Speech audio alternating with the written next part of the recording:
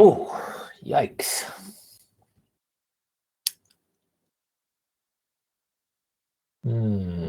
Yeah, hold the valve closed and check for leaks with kerosene. We can pour it in there. Differential pressure test is great once it's installed, but before we install it, prior to install, direct compression test, we don't do that in the aviation world. We can also lap the valves visually and check for the seating pattern, but part of that is holding the valve closed and check with kerosene or another liquid.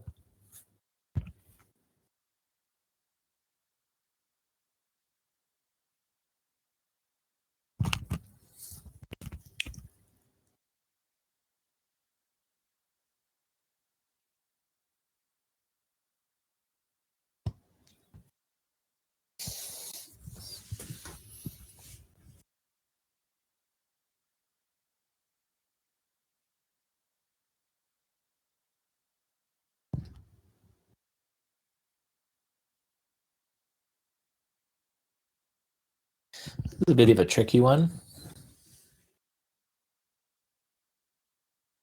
Okay.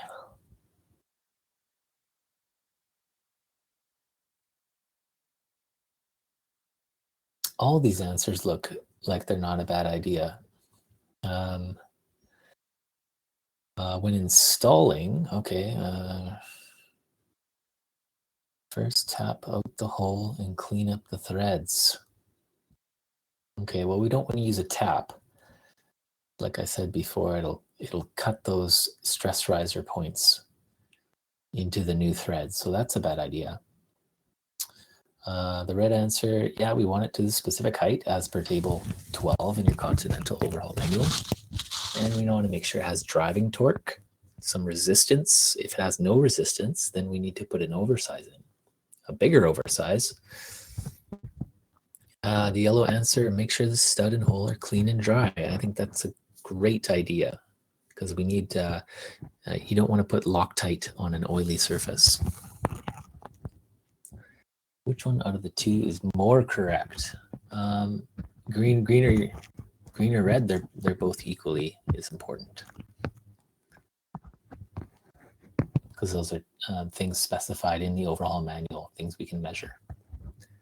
And the yellow answer, I would say you'd also want to do. Because what good is Loctite if it hardens on an oily surface? It'll just slip again.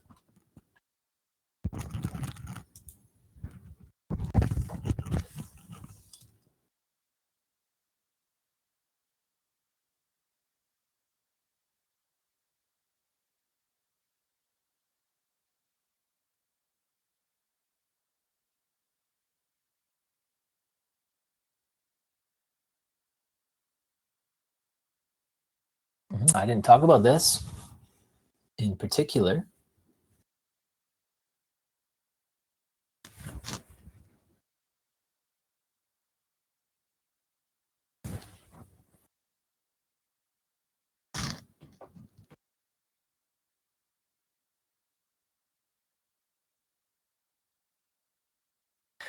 Okay, this won't be a test question.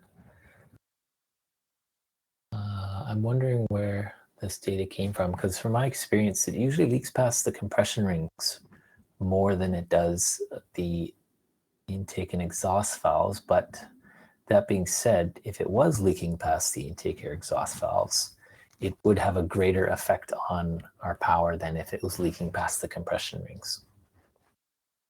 Valve timing incorrect would also affect our engine not making power.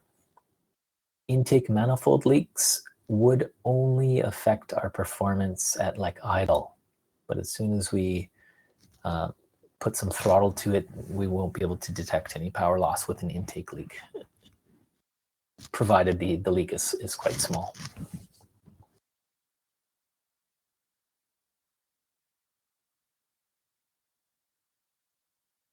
Lots of movement. Oh, I didn't talk about this either.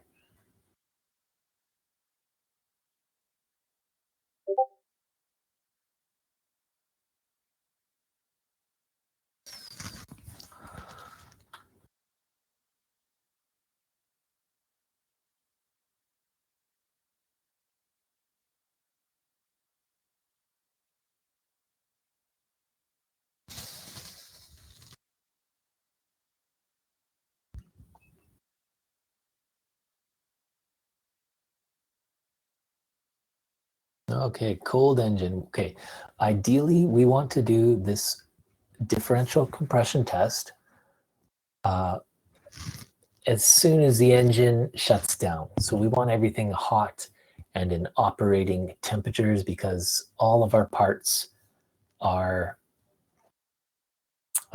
where they should be. Okay, all of our tolerances where they should be. So you want to do this on a hot engine, that compression test. Now, in the odd chance that you can't, for some reason, do a compression test,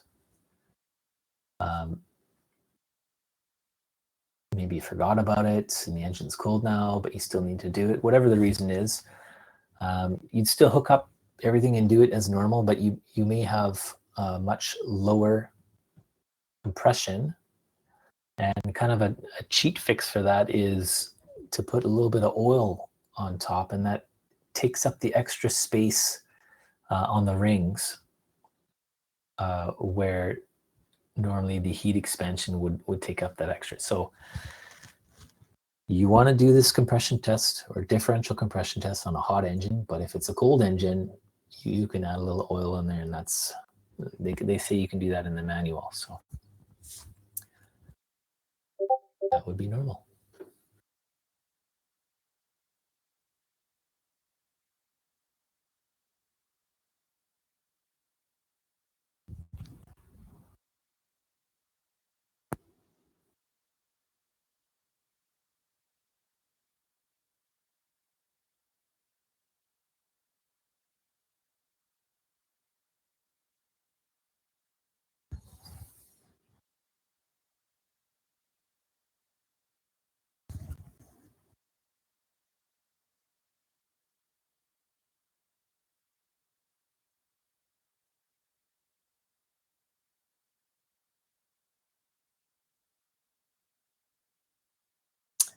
Differential compression tests on a hot engine is what we want. Okay, direct compression, that's like the automotive world. So Dan, when we do compression tests on a car engine, we usually add oil in the cylinder to check for ring leaks. Have you been doing it wrong? Well, what that does is right,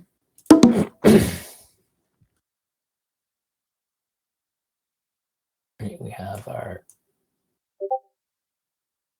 piston there, right? We put a little oil. We have the rings there, but on a cold engine,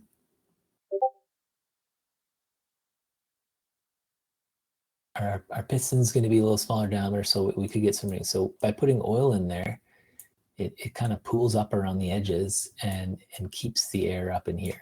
So it's cheating the test a little bit. Okay, but if you have to do it on a cold engine, that's what you need to do. Leak down style of a test, like a differential compression test.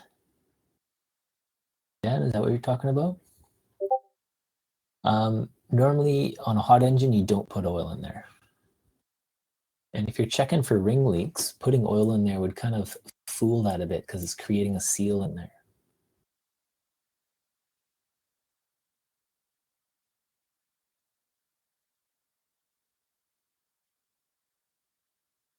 Yes, there is. A compression test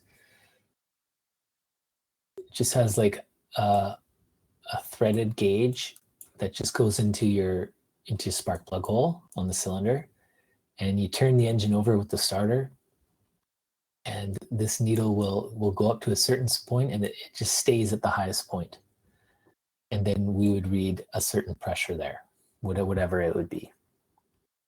That's a direct compression test. A differential pressure test is when we use that tester with the two gauges. Okay, we put 80 psi in, and we leave the pressure in there while we walk around the engine and check for leaks at the valves, check for leaks out the crankcase, past the rings. So that's why the differential pressure test is preferred, right? Because it tells us more things. The direct compression test, all it does is tell us what the pressure is. A differential pressure test, because we have the air constantly going through there, we can see exactly where we're losing that pressure. we can see if it's leaking past the intake valve or the exhaust valve or whatever. So it's a little more accurate, and it's kind of a mandatory thing for aviation. We don't use direct compression tests on aircraft engines. And we want to do it while the engine's hot, ideally. I've only had to do a cold compression check, I don't know, a dozen times or so in many years.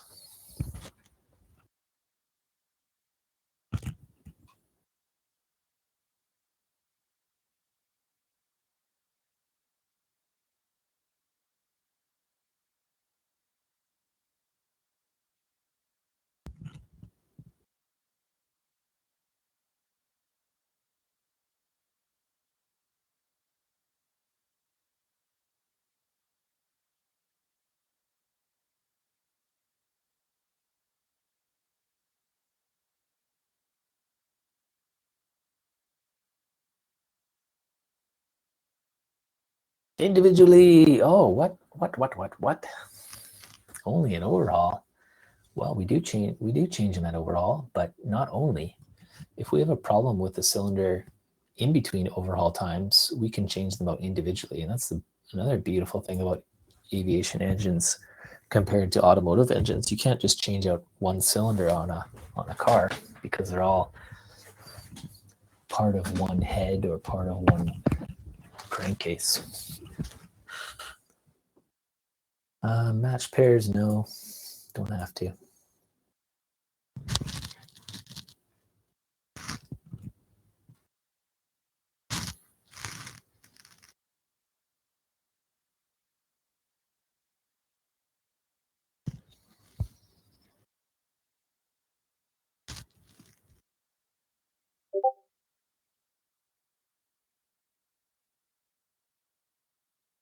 Oh, our bongo session is gonna end in 5 minutes. Okay, we're doing a lightning round here, folks. All right, top dead center compression stroke, nice. Lightning round, you need 10 seconds for each question.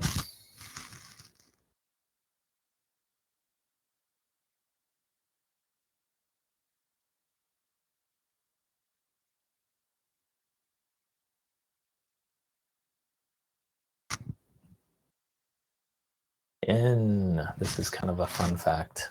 Moving on.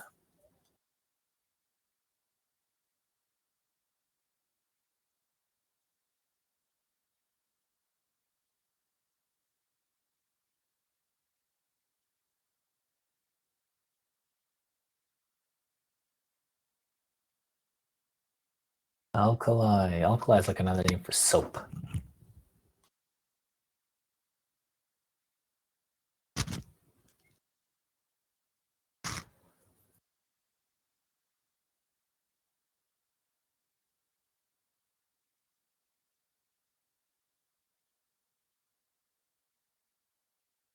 Oil foaming. Yeah, the alkalis create soap bubbles and react that way in with our oil. We'll talk more about that in lubrication next week.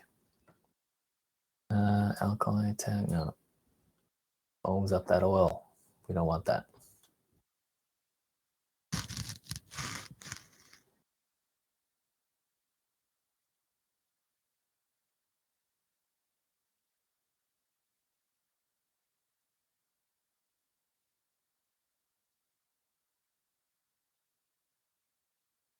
Oh, who owes me a donut? I'm gonna hunt you down. I'm gonna hunt you down. Want my donuts. Thanks, Brayden.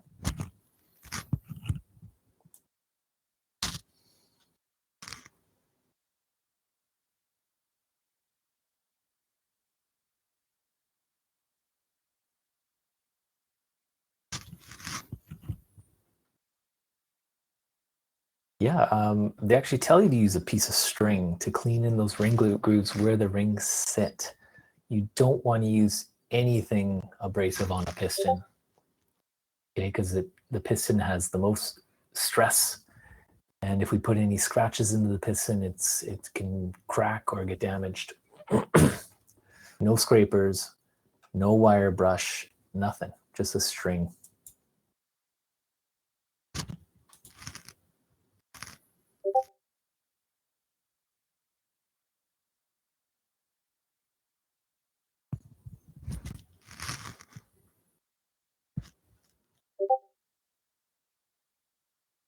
lightning round. Engine overhaul. Yeah.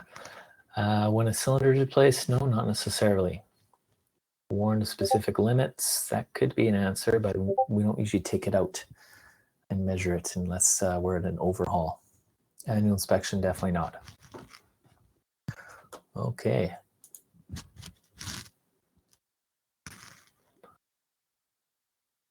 Magnetic particle inspection. A welder, maybe?